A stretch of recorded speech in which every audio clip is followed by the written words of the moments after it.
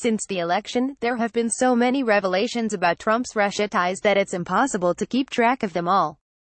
Credit Eric Thayer for the New York Times. On Friday, Republicans on the House Intelligence Committee released a report based on their cursory investigation into Russian interference in the 2016 election. Full of shoddy rationalizations and evasions, it purported to show that America's intelligence community failed to use proper analytic tradecraft in concluding that Russia wanted to help elect Donald Trump, and that there is no evidence that the Trump campaign colluded with Russia. Its real message was that, for Republicans in Congress determined to protect this president, evidence is irrelevant. Consider just one bit of spin about the Trump campaign's clandestine Russia connections. During the presidential transition, Trump's son-in-law, Jared Kushner, and Michael Flynn, who had been named National Security Advisor, tried to set up a back channel to the Kremlin through the Russian embassy, in an apparent attempt to evade American intelligence monitoring. The majority report treats this, amazingly, as exculpatory. Possible Russian efforts to set up a back channel with Trump associates after the election suggest the absence of collusion during the campaign, since the communication associated with collusion would have rendered such a back channel unnecessary. This makes no sense. New developments would require new communications. But making sense isn't the point. The report's function is to obscure reality, not illuminate it.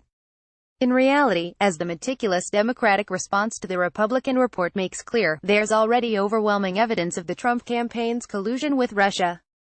But as details of Trump's Russia connections have dribbled out over the last year and a half, each revelation has led to a familiar, numbing cycle of shock, impotent anger, and, finally, resignation.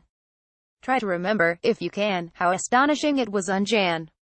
6, 2017, when America's intelligence community made public its finding that Russia had intervened in our election to help Trump.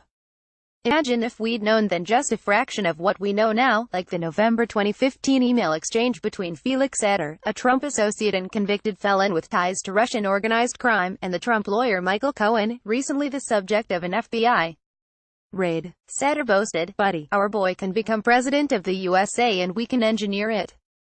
I will get all of Putin's team to buy in on this."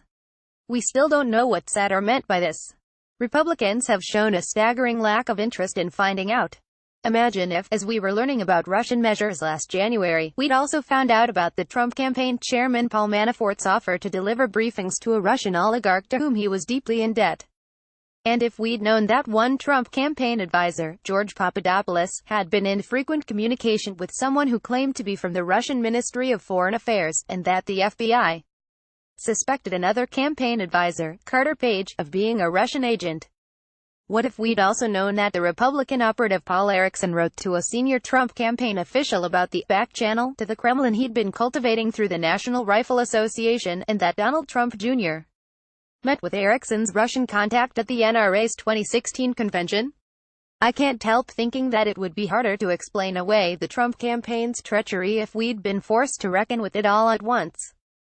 Since the election, there have been so many revelations about Trump's Russia ties that it's impossible to keep track. I sometimes wish that we would have just found out about the June 9 meeting, and that would have been it, Eric Swalwell, a California Democrat on the Intelligence Committee, told me. He was speaking, of course, about the Trump Tower meeting between a Russian delegation and leaders of the Trump campaign, ostensibly arranged so the Russians could deliver dirt on Hillary Clinton as part of Russia and its government's support for Mr. Trump. As an email to Trump Jr. put it, "I do fear that when you stack evidence on top of evidence on top of evidence, somehow more becomes less." Swalwell said, "In this case we find out more and more every day. Finding out more doesn't matter because most elected Republicans have developed a paranoid loathing for the law enforcement and intelligence agencies they once revered. A toxic fog of denial has descended over much of the country. We've been bludgeoned, through a combination of Republican bullying and stultifying conventional wisdom, into treating Trump's legitimacy as self-evident.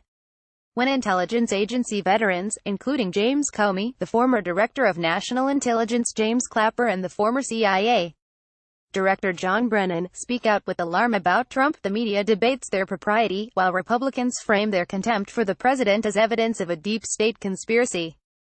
When a brave comedian, Michelle Wolf, jeered at the administration's indecency at the White House Correspondents' Association dinner, the Washington establishment had a fainting fit at the violation of its safe space.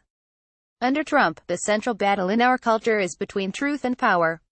The truth hidden among the propaganda in the House Intelligence Committee's majority report is that power is winning.